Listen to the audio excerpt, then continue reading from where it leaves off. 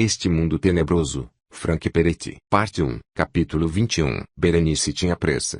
Ela estava na sala dos fundos da primeira imobiliária da cidade, repassando o arquivo de microfilmes. Carla, a garota da recepção, era nova no emprego e na cidade o bastante para cair na conversa afiada de Berenice a respeito de ser uma historiadora da faculdade procurando informações a respeito da história de Ashton. Não demorou para Carla mostrar os arquivos a Berenice e dar-lhe um curso rápido em como operar o monitor. Quando Carla deixou, Berenice foi direto ao arquivo cruzado. Aquele certamente era um maravilhoso golpe de sorte. As outras agências imobiliárias possuíam arquivos que diziam quem era o dono das propriedades se a pessoa soubesse onde a propriedade se localizava. As fichas cruzadas traziam o que as pessoas possuíam se soubesse o nome delas. Casep. Berenice rolou o porta-filmes até chegar aos KS. Colocando a celuloide no monitor, ela pôs-se a procurar para cima e para baixo, de lado a lado, em zigue-zague, as miríades de letras e números microscópicos passando num borrão pela tela enquanto ela buscava a coluna certa. Lá estava. KW. KH. Q. K. Atravessando para a próxima coluna. Depressa, Berenice. Ela não encontrou nada registrado sobre Casep. Como está indo? Perguntou Carla da recepção. Muito bem, respondeu Berenice. Não estou encontrando muita coisa ainda, mas sei onde procurar. Bem, ainda vi a mercearia do Joey. Ela voltou ao arquivo normal e retirou o microfilme da seção, cidade e divisão para aquele endereço. Lá foi a celuloide monitora dentro, e mais uma vez Berenice correu as miríades de listas para cima e para baixo, procurando o registro. Lá estava. A descrição legal do que antes era a mercearia do Joey, agora mercantil de Ashton. Havia sido avaliada em $105.900 para fins de imposto,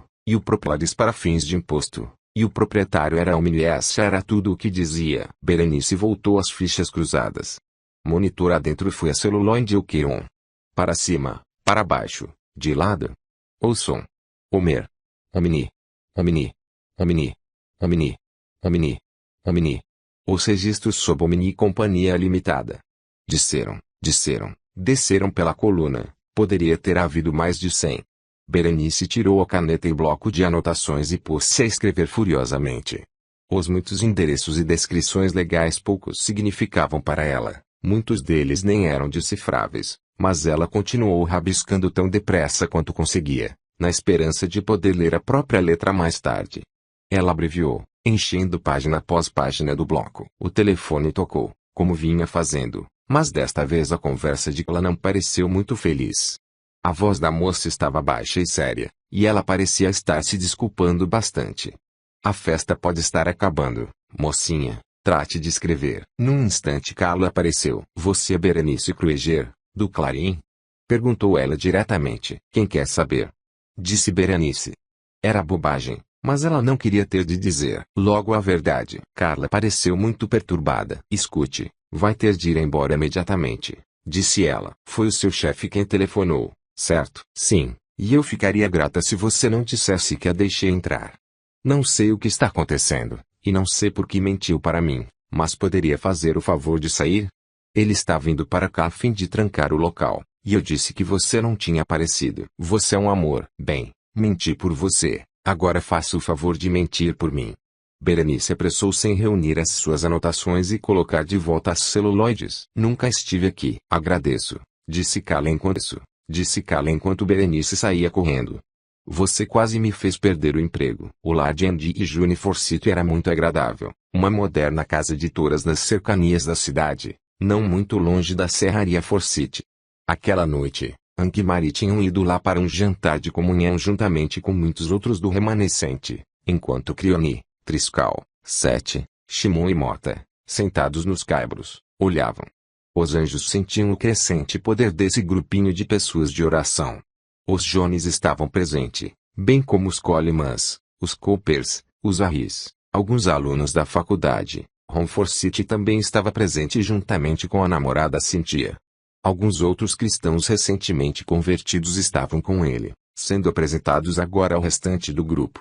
Outros retardatários e acomodou-se em torno da grande lareira de pedra na sala de estar, enquanto Ank tomou seu lugar à frente, com Maria ao lado. Cada pessoa principiou a falar sobre sua formação. Bill e Betty Jones haviam frequentado a igreja a vida toda, mas tinham assumido um compromisso sério com Jesus fazia apenas um ano. O Senhor lhes havia falado ao coração e eles o haviam buscado. John e Patty Coleman haviam frequentado outra igreja na cidade, mas nunca aprenderam muito acerca da Bíblia ou de Cristo até virem para aquela igreja. Cecil e Miriam Cooper haviam sempre conhecido ao Senhor, e estavam felizes ao ver um novo rebanho reunindo-se para substituir o antigo. Parece bastante com trocar um pneu vazio, brincou Cecil. Enquanto os outros falavam, seus variados antecedentes foram expostos. Havia tradições diferentes e antecedentes doutrinários diferentes, mas nenhuma diferença era muito importante naquele momento. Todos tinham uma grande preocupação comum, a cidade de Ashton. Oh, é guerra, sem dúvida, disse Andy Forsyth. Não se pode sair às ruas e não sentir isso. Às vezes tenho a sensação de estar correndo dentro de uma chuva de lanças, sabem? Um novo casal, amigos dos Coopers, Dan e Jean Corsi, falaram.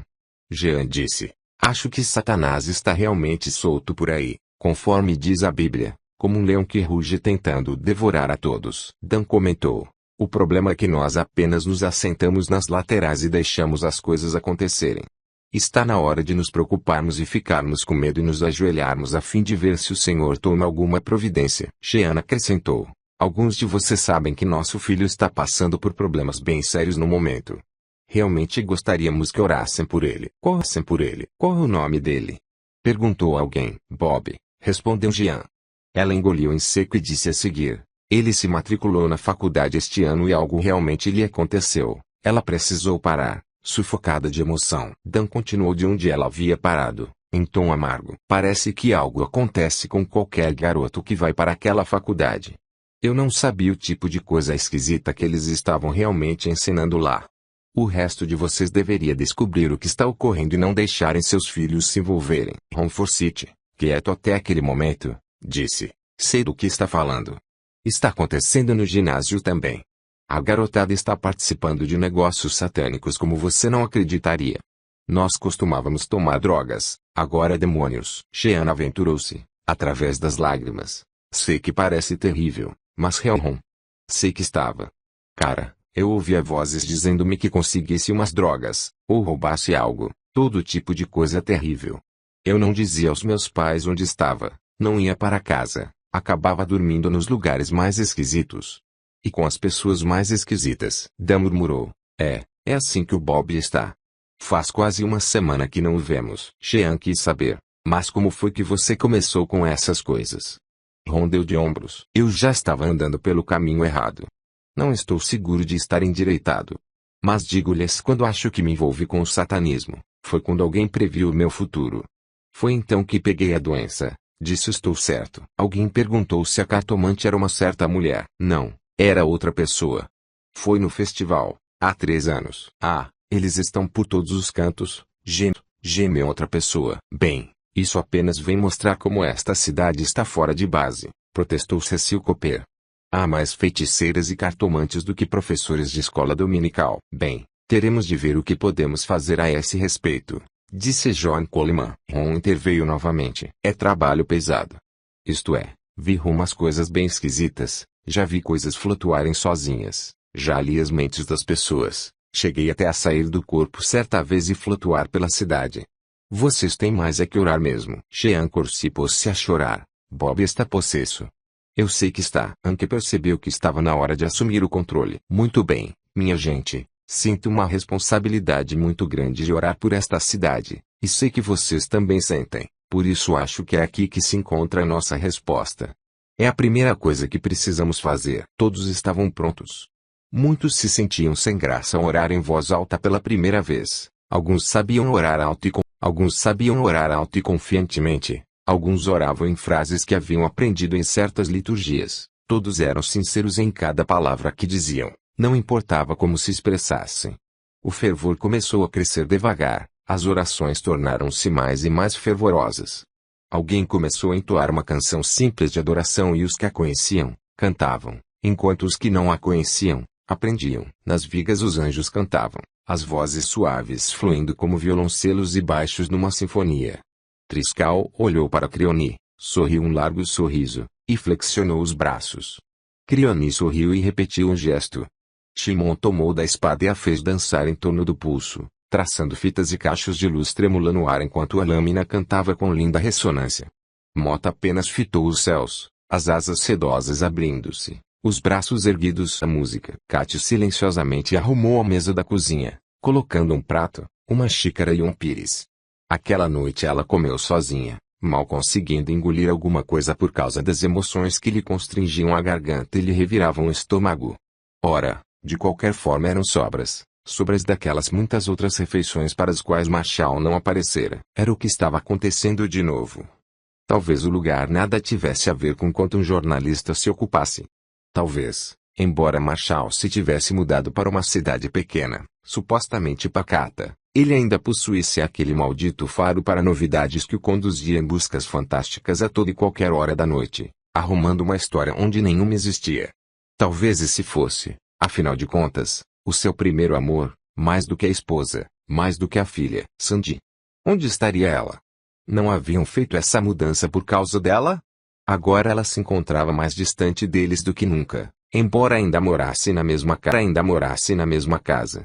Shawn havia invadido a vida da mocinha como um câncer, não um amigo, e Kat e Marshall nunca chegaram a falar a respeito segundo ele prometera.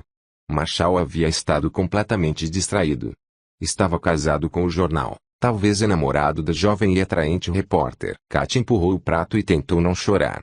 Ela não podia começar a criar confusão e a derramar lágrimas agora, não quando tinha de pensar claramente. Indubitavelmente haveria decisões a tomar, e ela teria de tomá-las sozinha. Nos arredores de Ashton, ao lado do pátio da estrada de ferro, Tal conferenciava com seus guerreiros dentro de uma velha e enorme caixa d'água abandonada. Nathan andava de um lado para outro, a voz ecoando nas paredes do enorme tanque. Eu pressenti o que ia acontecer, capitão.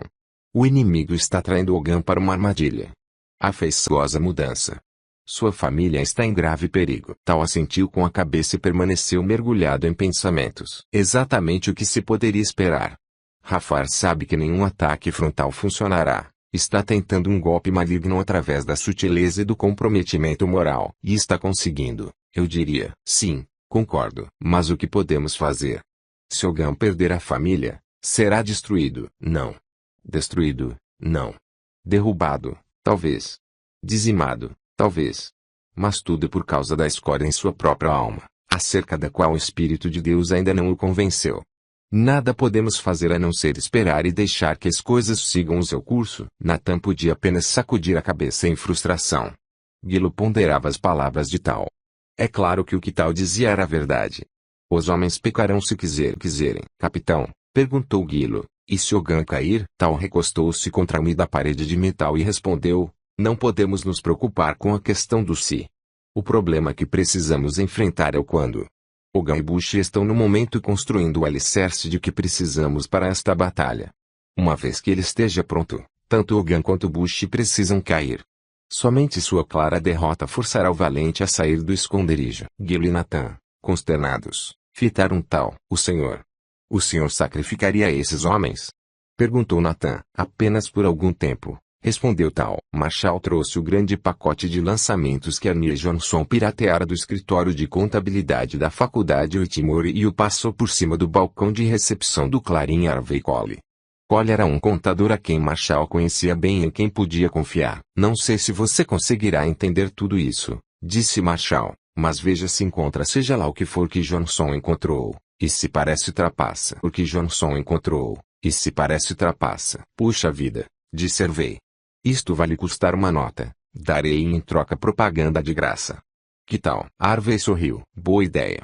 Está bem. Verei o que posso fazer e depois ligarei para você. O mais depressa que puder. Harvey saiu porta fora e Marshall voltou ao escritório, reunindo-se a Berenice a fim de darem continuidade ao projeto noturno, depois do expediente. Eles trabalhavam no meio de um amontoado de anotações, papéis, listas telefônicas e quaisquer documentos públicos nos quais tinham conseguido colocar as mãos.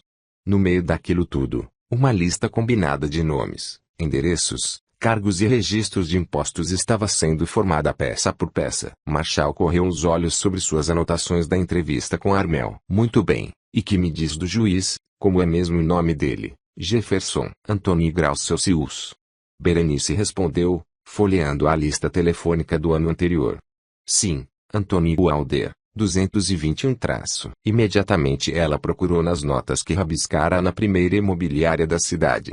Rua Alder, 221. Seus olhos varreram uma página do caderno, depois outra, até que finalmente, na mosca, outro. Então, veja se estou certa. Jefferson foi chutado pela rede. Omni apareceu e comprou-lhe a casa. Marshall rabiscou num bloco de papel amarelo alguns lembretes. Gostaria de saber por que Jefferson se mudou e por quanto lhe vendeu aquela casa. Também gostaria de saber quem está morando nela. Berenice deu de ombros. Precisaremos somente correr a lista e verificar os endereços da gente da rede. Aposto que é um deles. Que me diz de Baker, o juiz que substituiu Jefferson? Berenice examinou outra lista. Não. Baker ocupa a casa que foi do diretor do ginásio, o Aller, George Aller. Isso mesmo, foi ele que perdeu a casa na venda judicial. Há uma porção delas, e aposto que encontraríamos outras se soubéssemos onde procurar. Teremos de espionar no Departamento Municipal de Finanças. Seja como for, de alguma maneira, o imposto predial dessa gente nunca foi parar onde deveria ter ido. Não consigo acreditar que tanta gente assim deixasse de pagar os impostos. Alguém desviou o dinheiro de forma que os impostos nunca chegaram a ser pagos. Isso é sujeira, Hogan, sujeira da grossa. Não foi Leo Gregori, o antigo tesoureiro. Veja isto. Ele teve de pedir demissão por causa de uma acusação de conflito de interesses. Agora Irving Pierce ocupa o lugar dele, e Irving está nas mãos da Omni. Certo. É isso aí. E o que foi mesmo que você descobriu acerca do prefeito Stein? Berenice consultou suas anotações, mas sacudiu a cabeça. Ele comprou a casa recentemente. A transação parece em ordem exceto pelo fato de o dono anterior ter sido o antigo delegado de polícia que deixou a cidade sem um motivo aparente. É o que aconteceu a todas as outras pessoas que me fazem indagar. E porque nenhuma delas jamais peou ou criou caso. Ei. Eu não permitiria que o município simplesmente chegasse e leiloasse a minha casa bem debaixo do meu nariz sem fazer no mínimo algumas perguntas. Existe mais alguma coisa nisto tudo que não sabemos? Bem, pense nos Carluxys. Você sabia que a casa deles foi vendida para a Omni por $5.000? Isso é ridículo. E os Carluxys tomaram chá de sumiço. Desapareceram sem mais esta nem aquela. E quem está morando na casa deles agora? Talvez o novo diretor do ginásio, ou o novo chefe dos bombeiros, ou um novo vereador, ou um novo isto ou novo aquilo, ou um dos novos diretores da faculdade. Marshall tateou à procura de outros papéis. Que bagunça. Finalmente ele encontrou a lista. Vamos repassar esses diretores e ver o que encontramos. Berenice folheou algumas páginas do seu bloco. Sei com certeza que a casa de Pinkston é propriedade da Omni. Algum tipo de arranjo de guarda judiciária. E Eugênio Baylor não está com você aí em algum lugar? Está com um de nós. Mas agora não consigo me lembrar qual de nós. Os dois remexeram suas anotações, papéis, listas. Por fim Marshall encontrou a informação entre as folhas espalhadas. Aqui está, Eugênio Baylor, Rua 147 Sudoeste, 1024. Acho que já ouvi aqui em alguma parte traço. Berenice examinou suas anotações. Sim, é propriedade da Omni também. Doar tudo à Omni S.A. deve ser um requisito para tornar-se membro. Bem, então Leon e Brumel são membros fundadores. Mas isso faz sentido. Se todos desejam fundir em uma mente universal, tem de eliminar a individualidade, e isso significa não ter propriedade privada. 1 a 1, Marshall leu os nomes dos membros do conselho diretor da faculdade, e Berenice pesquisou-lhes os endereços. Dos 12 diretores, 8 moravam em casas da Omni S.A. Os outros alugavam apartamentos. Um dos prédios de apartamentos era da Omni. Berenice não tinha informação referente aos outros prédios de apartamentos. Acho que eliminamos a possibilidade de coincidência, disse Marshall. E agora não posso esperar para ouvir o que o seu amigo Lenley tem a dizer. Claro, que Casep e a Omni estão ligados. Isso é óbvio traço. Marshall tirou um momento para ponderar. Mas sabe o que realmente me apavora? Até agora, tudo o que vimos aqui é legal. Estou certo de que trapacearam em algum lugar para chegarem onde estão. Mas dá para ver que estão operando dentro do sistema, ou pelo menos se saindo muito bem ao fingir que estão. Ora, vamos, Marshall. Pela madrugada, ele está tomando a cidade toda e fazendo legalmente. Não se esqueça disso. Mas ele tem de deixar rastro em algum lugar. Conseguimos descobrir a trilha dele pelo menos até aqui. Marshall inspirou profundamente e então soltou a respiração com um suspiro. Bem, podemos tentar ir atrás de todas as pessoas que venderam as propriedades e deixaram a cidade. Tentar descobrir por que o fizeram. Podemos averiguar os cargos que elas tinham antes de ir embora e quem está ocupando o cargo agora. Podemos perguntar a quem ocupe o cargo agora que ligação tem com Elmini ou com esse grupo de viagens mentais da percepção universal. Podemos perguntar a cada um deles o que talvez saibam acerca do esquivo Sr. Kazep. Podemos pesquisar mais um pouco a descobrir onde é sediada, em que negocia, e do que mais é dona. E depois acho que será hora de levarmos o que sabemos diretamente aos nossos amigos e ver a sua reação. Berenice podia sentir algo palpável na maneira de Marshall. O que o está preocupando? Marshall arremessou as notas sobre a mesa e reclinou-se na cadeira para ponderar. Bernie. Seríamos bobos em pensar que estamos imunes a tudo isto. Berenice assentiu com a cabeça, resignada. Sim, tenho pensado nisso, sobre o que eles podem tentar fazer. Acho que eles já têm a minha filha traço. Uma declaração abrupta. O próprio Marshall ficou chocado ao ouvi-la. Você não sabe disso com certeza. Se não sei disso, não sei de nada. Mas que tipo de poder real eles poderiam exercer exceto econômico e político? Eu não engulo essa história cósmica, espiritual. Nada mais é do que uma viagem da mente. Isso é fácil para você. Isso é fácil para você dizer. Você não é religiosa. Verá que é muito mais fácil assim. E se nós acabarmos como Armel, sem família, simplesmente se escondendo no mato e falando de fantasmas? Eu não me importaria de acabar como Strachan. Ele parece bastante cômodo ficando longe de toda essa coisa. Bem, Bernie, mesmo assim é melhor nos prepararmos antes que a coisa chegue traço. Muito grave. Ele agarrou a mão dela e disse: espero que nós dois saibamos no que estamos nos metendo. Podemos já estar atolados demais. Poderíamos desistir, suponho. Você sabe que não podemos fazer isso. Sei que eu não posso.